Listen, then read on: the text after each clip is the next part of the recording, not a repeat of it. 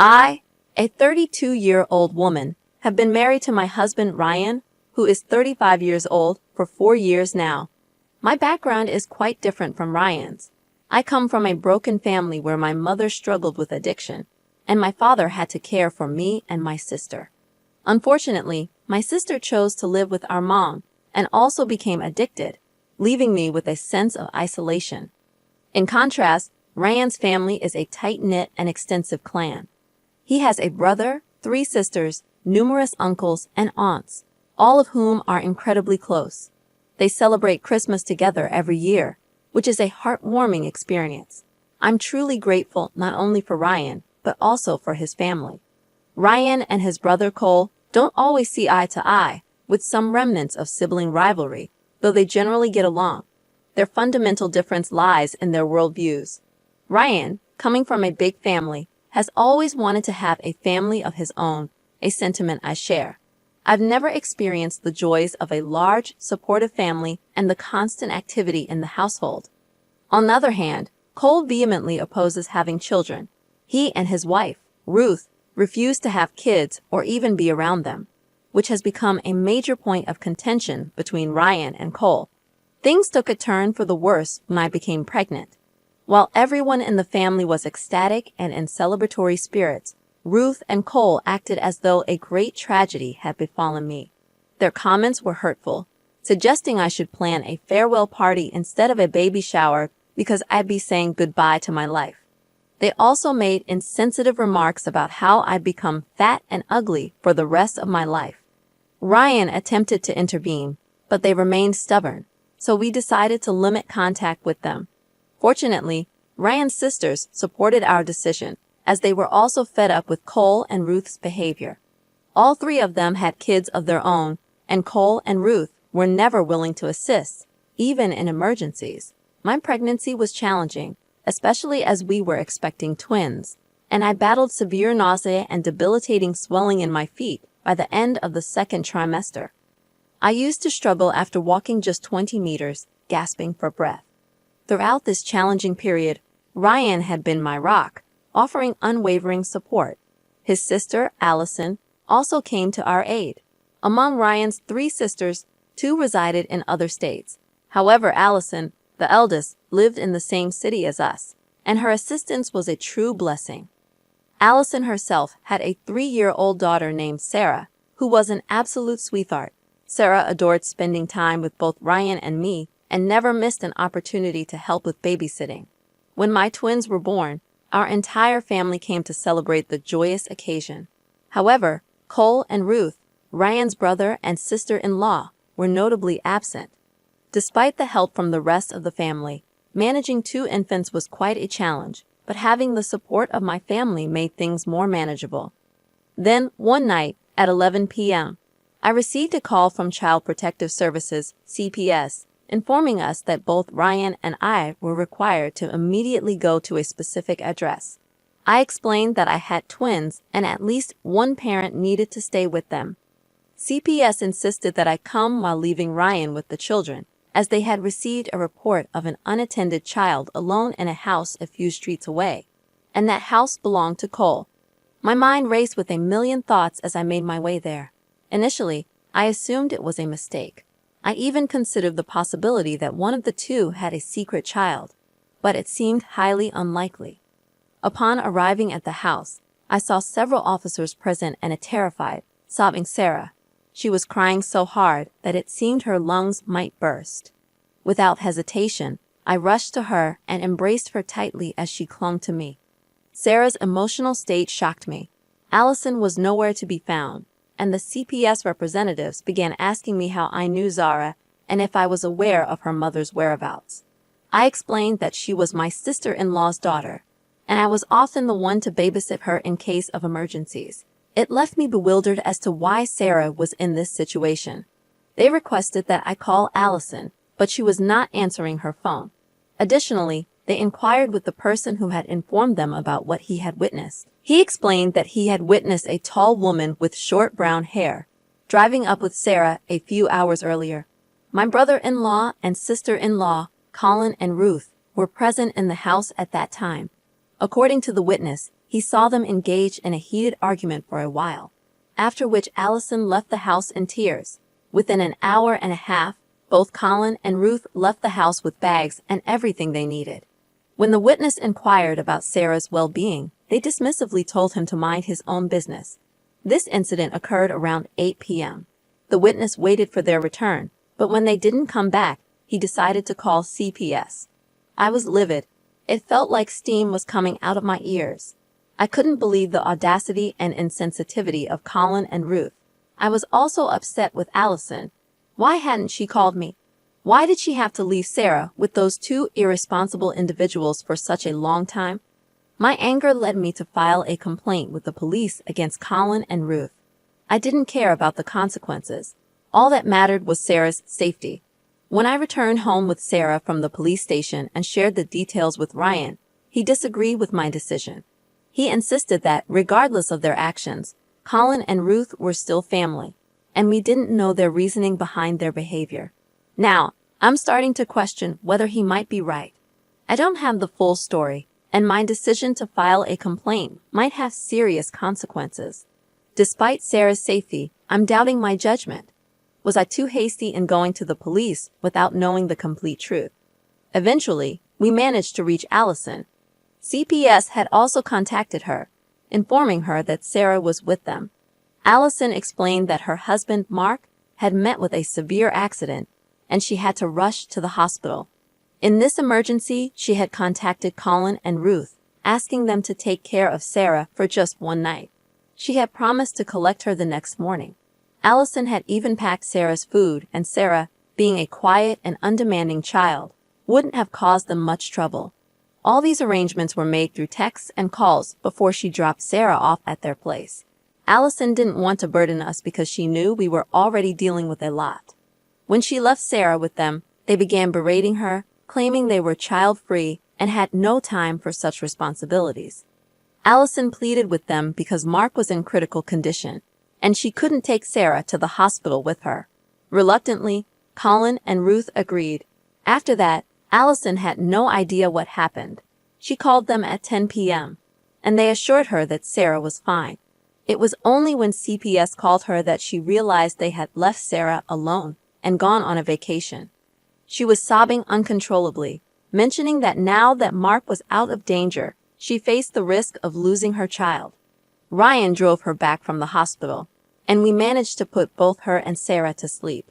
Ryan's anger was palpable, and it was the angriest I had ever seen him.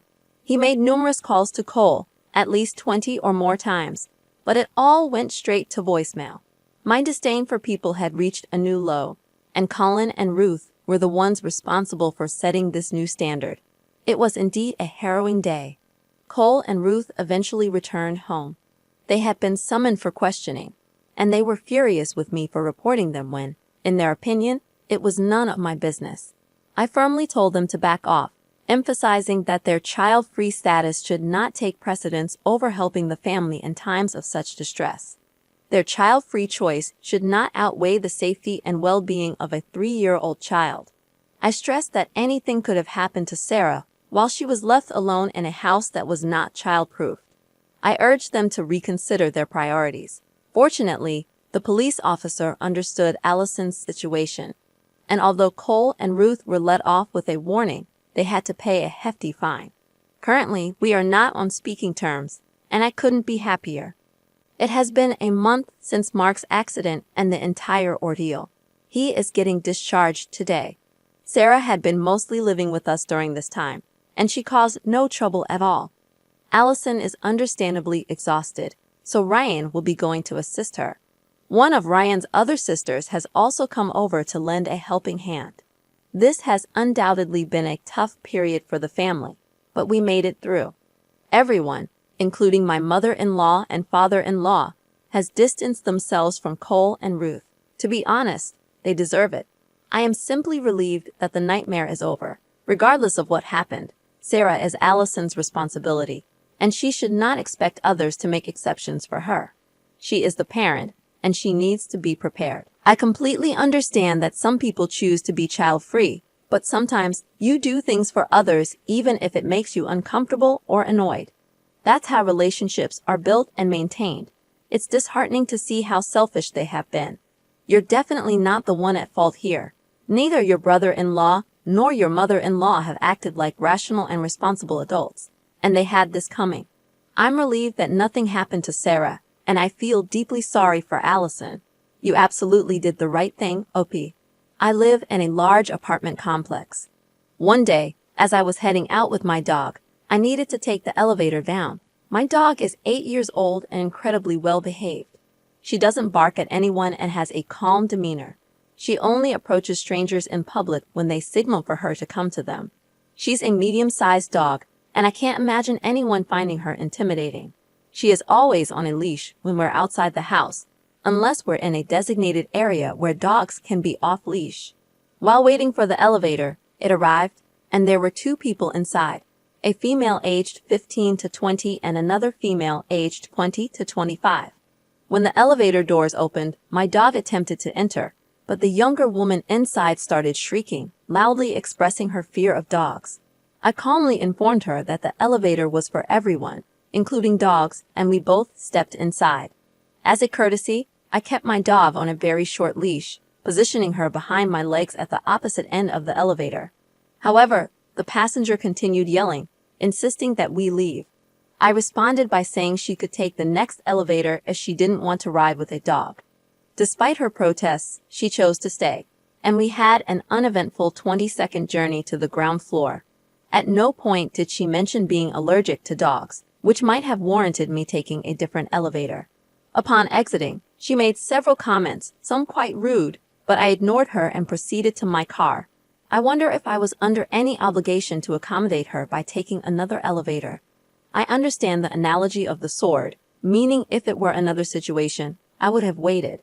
However, in this case, it wasn't about my appearance. It was about my dog, whom I consider part of my family. I find it difficult to accept discrimination against my dog, just as I would against any family member. Am I in the wrong here? Should I have chosen to wait for the next elevator? I appreciate the feedback, even the critical ones. I posted this to learn, grow, and be better. I acknowledge my oversight, and I understand now that it wouldn't have cost me anything to wait for the next elevator. I will make that choice in similar situations in the future. Additional context: my dog was behind my legs, pressed against the elevator wall. The other passenger could have easily exited if they had wished. I want to clarify that I did not corner her, as some have suggested. I was positioned between the other passenger and my dog was on a very short leash. On a related note, we are planning to visit my husband's mother's house for Thanksgiving. I brought up a month ago that we should time our visit differently because my 1-year-old son, whose birthday falls in February, needs a nap and already has issues with being at their house. My son doesn't particularly enjoy visiting their house for some reason, and he's quite resistant to being put down. However, we had a breakthrough in making plans for our Thanksgiving visit. He had a full nap right before we left for their house, which made him more receptive to being there. My mother-in-law and I decided that it would be best for everyone if we met up at their house around 5 in the evening. This way, my son could have a proper nap, eat when he got there, and feel more comfortable. My brother-in-law called her yesterday, and it seems she didn't relay the information to him about our plans for a later dinner. He mentioned that he was going to his girlfriend's mom's place at 6 and wanted to do dinner at noon. This caused my mother-in-law to call my husband, and she was visibly upset, even hyperventilating, apparently because my brother-in-law wanted to change the time and was asking my husband for approval. This is where our argument began. I'm a stay-at-home mom, and my husband works full-time.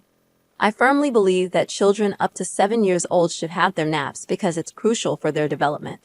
I expressed my frustration to my husband, explaining that if I had known the time was going to change, I would have adjusted our son's sleep schedule.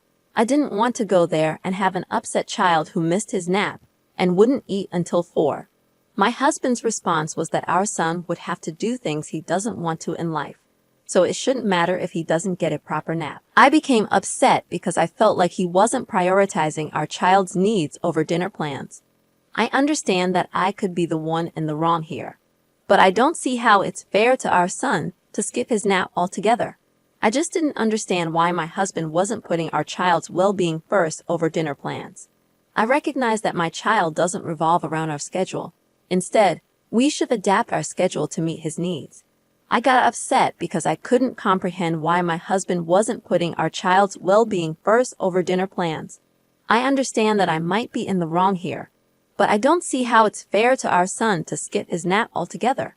I'm torn, Reddit, so please let me know if I'm being unreasonable here. I'll gladly answer any questions to provide more clarity. Update. I've decided to give up the fight and just go when they say. Everyone else's happiness seems to matter more in this situation, and I've reached a point where I no longer care. When my husband came home, he immediately called his mom and vented his frustration about the sudden change in dinner time, emphasizing how absurd it was to cater to his older brother. He passionately expressed his annoyance for nearly 2 hours, highlighting his brother-in-law's disrespectful behavior, which we've grown to despise. Oh my goodness, everyone in this post is absolutely wild. I want to express my gratitude to all of you who truly understand the challenges of children's sleep schedules and the chaos that ensues when it's disrupted. We've decided to comply with the new time, although my husband informed his mother that we might not be able to eat much, as our son is likely to be upset, given the change in his routine. Luckily, he napped an extra hour today, so hopefully that might make things a bit easier, but who knows for sure. Additionally, I am thankful that my husband stood up for us.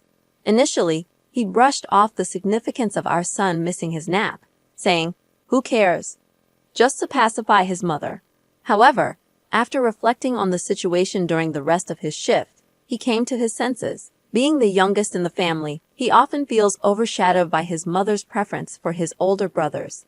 There's an ongoing struggle between the siblings, and my husband frequently feels disregarded. Regarding our son sleeping at their house, it's simply not an option. Unlike some children who can fall asleep anywhere, our son doesn't easily settle down.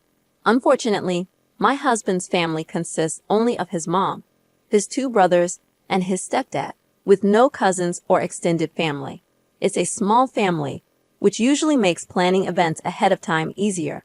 We confirmed the dinner time with his mom on Sunday, and she admitted that the confusion was entirely her fault for not informing his brother about the set time. However, she has chosen to ignore my husband's inquiry about why she's prioritizing his brother's wishes over the previously agreed upon schedule.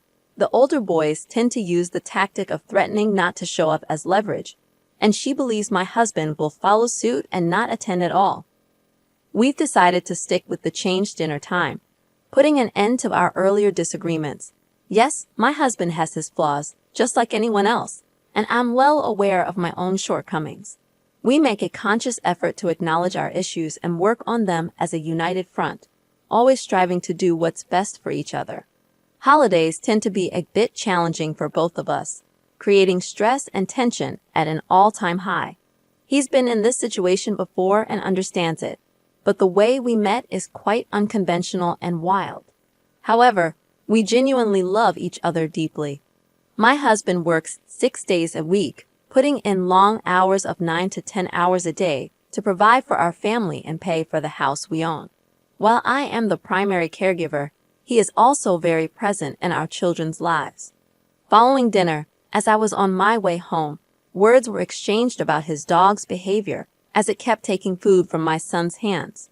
I told my brother-in-law to back off, walked into the bathroom, and, just as the door latched, I overheard him talking to everyone about me, mentioning that I had told him to back off regarding his dog. Frustrated, I stepped out of the bathroom and impulsively grabbed a handful of freshly carved turkey, which I threw straight at his face. My husband had to step in to calm us down, and then went to find his mom, who was likely hiding upstairs, possibly in tears. He eventually convinced me to return inside to finish dinner, with the condition that we drive 2 hours away on Monday to get Hawaiian food. I firmly believe that a child who hasn't had a nap can make dinner a challenging experience for everyone. Your mother-in-law knew and understood this, which is why she agreed to change the dinner time. If you go and your son misbehaves, make sure your husband and brother-in-law step up and deal with it. What are your thoughts on today's stories? Feel free to share your opinions in the comments below. Don't forget to leave a like and subscribe, as it greatly supports the channel. We look forward to seeing you in the next one.